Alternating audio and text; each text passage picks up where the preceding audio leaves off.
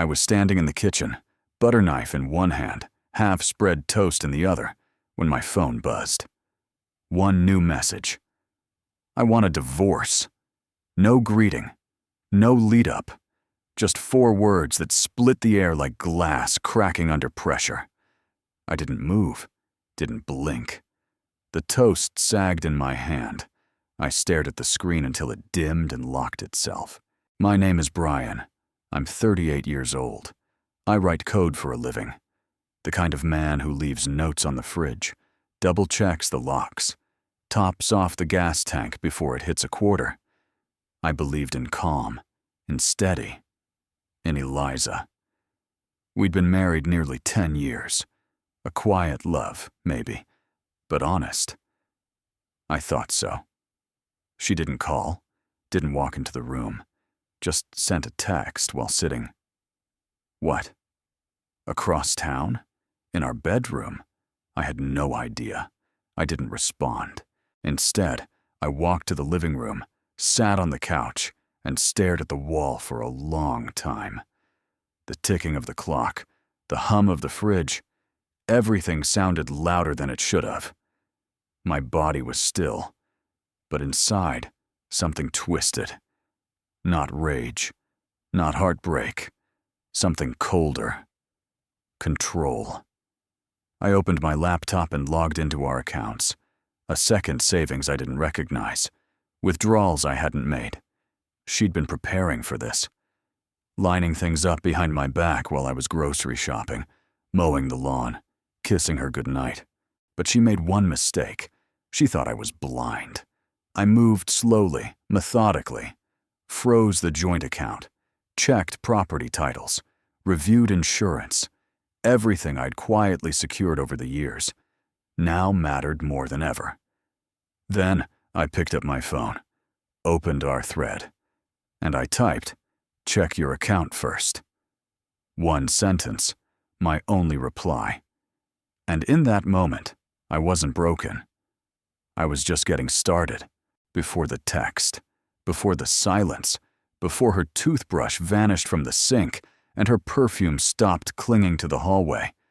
There were signs. You always think you'll spot them. That betrayal comes with fireworks or screaming or slamming doors. But no, it comes like fog. Slow. Creeping. Silent. It started with the phone. Not hers. Mine. Eliza used to glance at it casually when it buzzed on the table. Not out of suspicion, just habit. Then one day, she stopped. Not because she trusted me more, but because hers became something to hide. A tilt of the screen, a new password, always face down. She started working late at the architecture firm, meetings that ran over, dinner with clients I never met. And the gym, suddenly she was religious about it.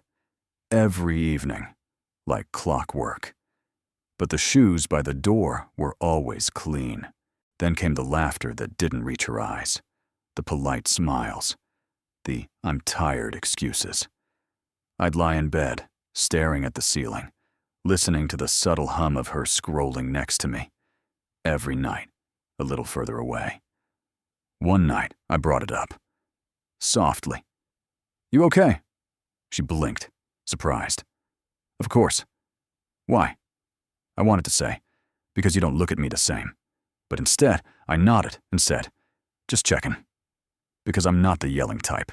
I don't throw accusations. I document. I watch. I wait. I backed up photos from our shared cloud. I checked the mortgage details, confirmed my name was the only one on it. I printed every bank statement from the last 6 months and tucked them into a folder marked Receipts. Not because I didn't love her anymore, but because something in me knew. Something was coming. It wasn't fear. It wasn't paranoia. It was instinct. And instincts, they don't lie. The morning after I filed my first quiet change of password, I watched her walk out the door in her new coat, humming to herself. And I thought, she's already halfway gone. But she didn't know. So was I. It started small, a whisper of doubt, barely audible. Eliza had always been a creature of rhythm. Sunday mornings meant oat milk, lattes.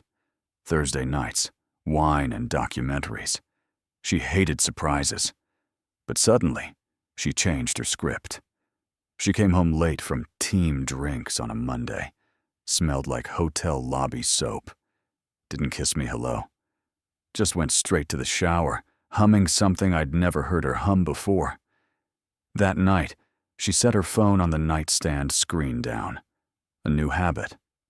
I didn't ask. Instead, I started noticing. The way she laughed into her phone, then caught herself and locked it. The half-second pause before saying where she'd been.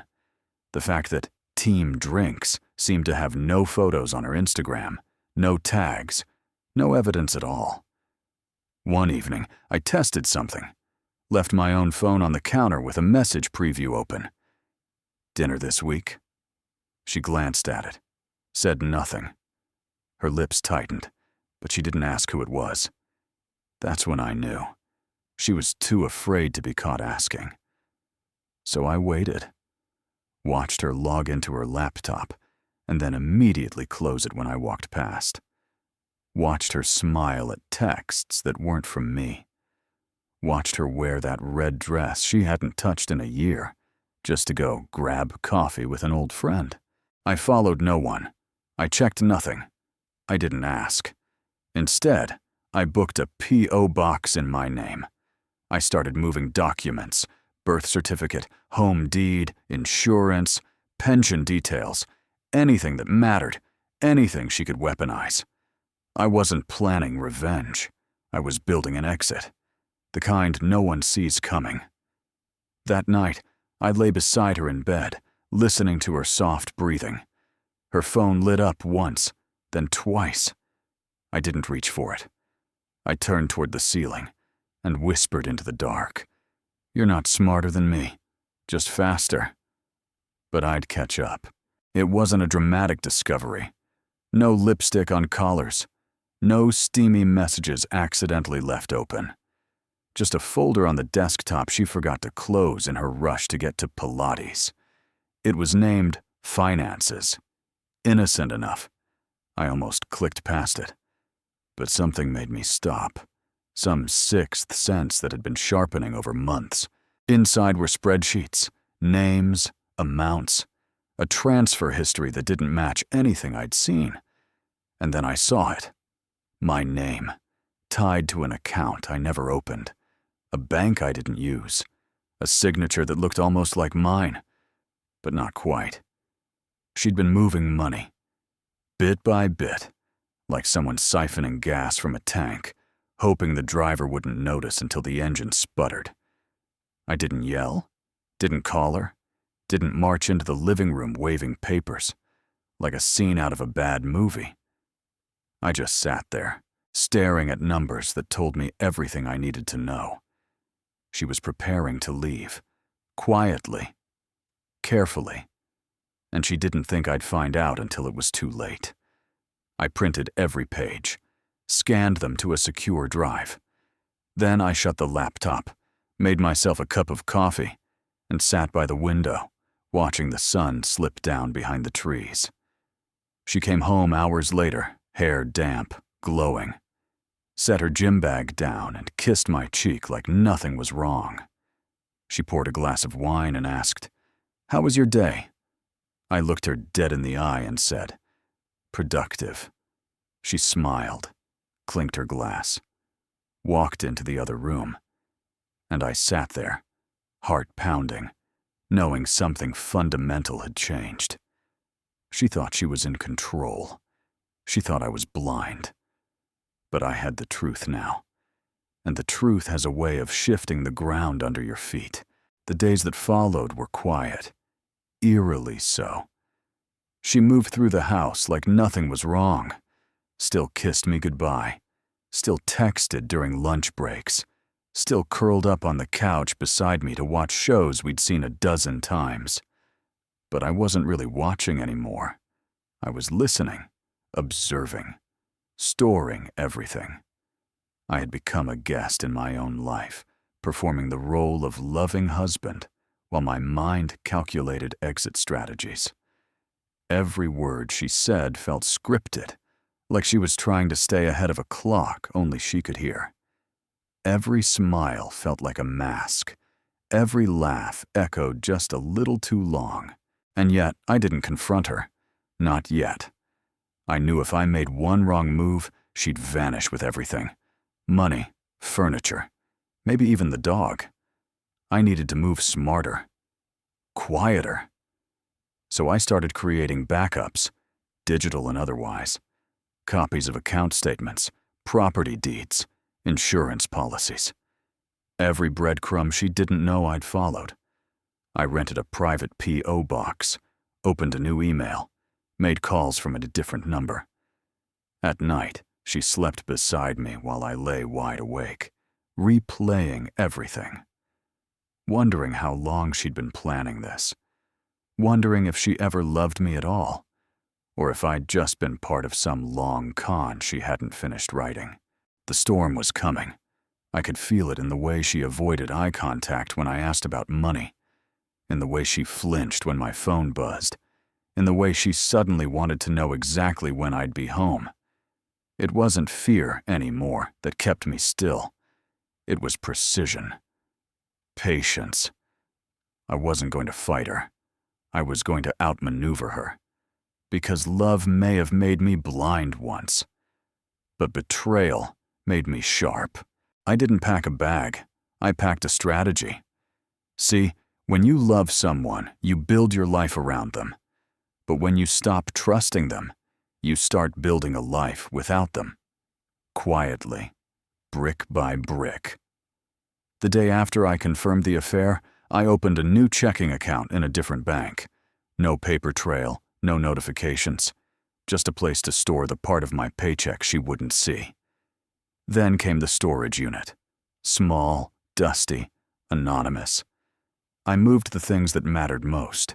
My passport, the deed to the house, my grandfather's watch, the wedding photo she probably thought I'd never touch again. The irony wasn't lost on me. At night, I'd lie beside her, breathing slow, memorizing her patterns. When she snuck off to text clients at midnight, I noted the time. When she took calls in the garage, I marked the duration. I wasn't waiting for proof anymore.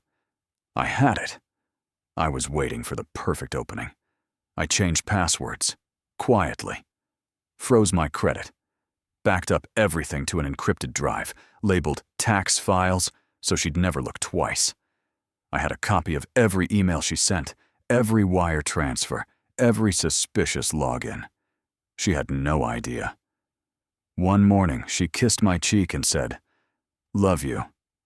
I smiled back and said, "You too." But what I meant was, goodbye, because I'd already filed the paperwork, already called the lawyer, already set up the meeting with the bank to freeze joint assets, already sent myself the final draft of the letter I'd leave on the kitchen counter. Calm, measured, devastating. I wasn't angry, not anymore. I was focused. If she wanted war, she'd picked the wrong general. I wasn't going to scream, break things, or beg. I was going to vanish and leave behind a silence so deafening she'd hear it for years. It was 6:17 a.m. when I sent the message. I sat at the edge of our bed, fully dressed, keys in one hand, my phone in the other. She was still asleep, curled into the blankets like nothing had changed, like she hadn't lit the match to burn down 13 years. I watched her for a moment, not out of love, not even out of anger, just finality. The words I typed weren't dramatic. No insults, no sarcasm, just simple, sharp, surgical. Check our joint account, then check your email. I hit send and stood. Downstairs, the envelope waited on the kitchen counter. Next to it, a steaming mug of her favorite coffee. One final courtesy, I suppose. Inside the envelope was everything. The letter from my attorney, the printed screenshots, the notarized notice that the house title was frozen, pending divorce resolution.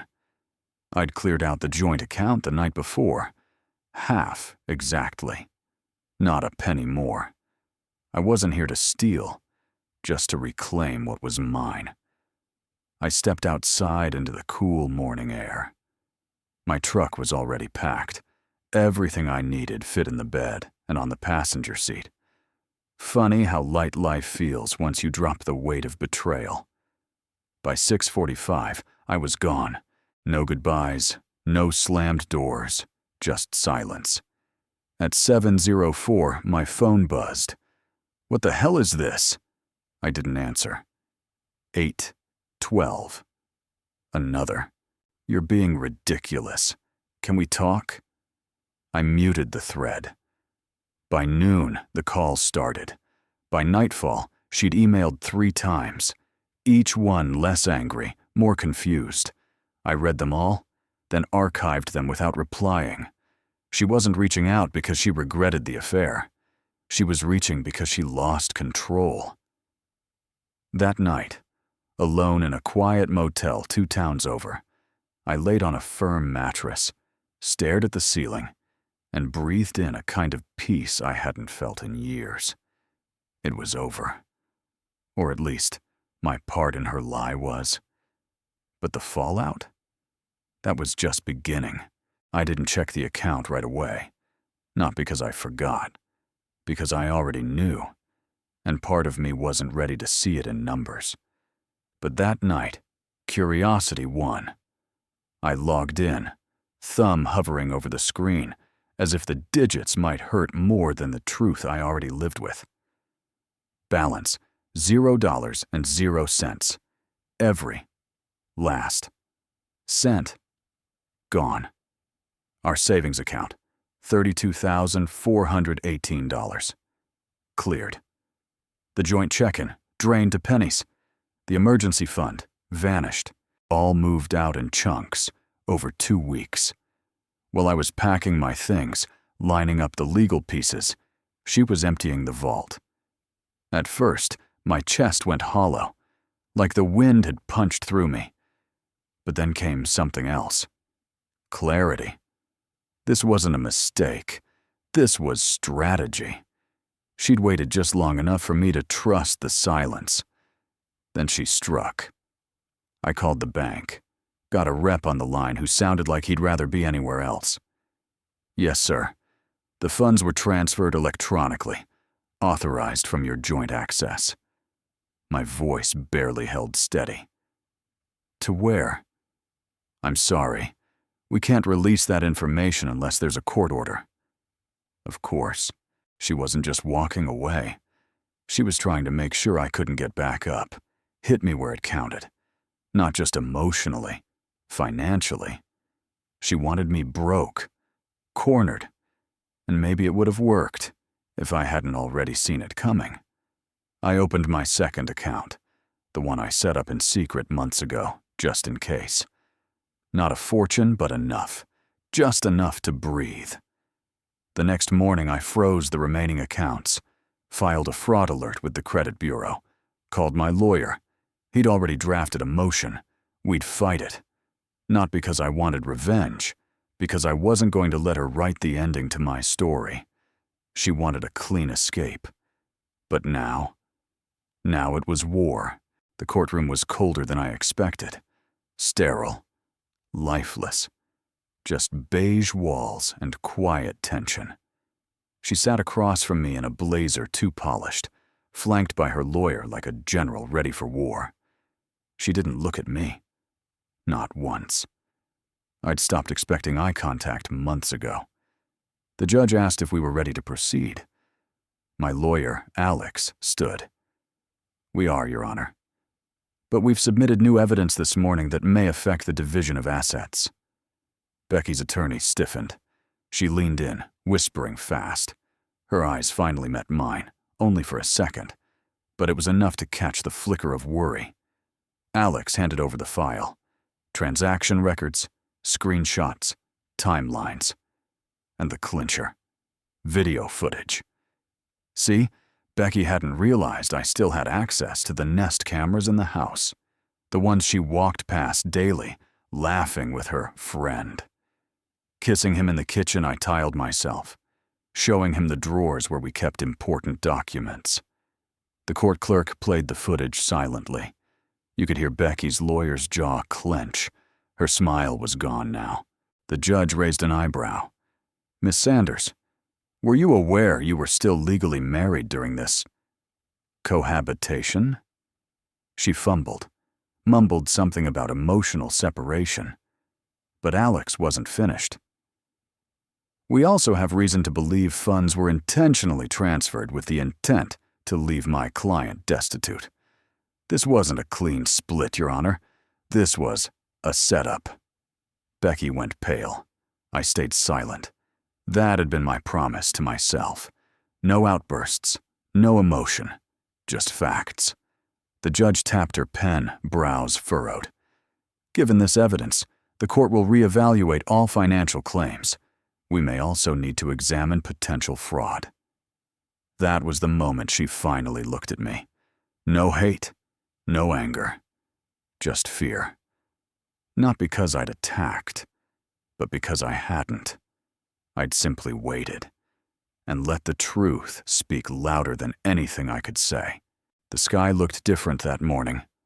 Bluer, maybe. Or maybe it was just that I could finally breathe. It had been 6 months since the hearing. 6 months of silence, healing, and paperwork. Becky got her clean break, or as clean as fraud and lies can look on court documents. I got the house, my pension, and something far more valuable. Peace. Funny thing about peace, it doesn't arrive all at once. It's slow, creeping in through the cracks, like sunlight after a storm. The house sat quiet now. No laughter I didn't recognize. No shadows slipping through the hall. Just me, the dog, and a feeling I hadn't known in years. Ownership. Not of the bricks and beams, but of my own life again. Then, one morning, I got an envelope in the mail. No return address. Inside was a note, typed. "You probably don't remember me, but my husband is stationed in Texas. I followed your case. You saved us from being next. Thank you." There was a photo, her and her husband in front of their home, smiling, whole. I held it in my hands for a long time. This story, my pain, had rippled further than I ever expected. I didn't just escape something. I helped stop something. "Becky, I heard she moved to Florida, started over. Good for her. I don't wish her pain. I just wish she'd chosen honesty. Jeremy and the others are still locked up. Fraud, conspiracy, identity theft. The system finally did its job. A small kind of justice, but justice all the same. I never got an apology. Never needed one. The truth was louder than any sorry could ever be. Now, I build furniture, take long walks with my dog. I answer to no one. I don't check bank accounts daily or worry about what's waiting in my inbox. That part of my life is over. This question mark, this is mine. And for the first time in a long, long time, I'm free.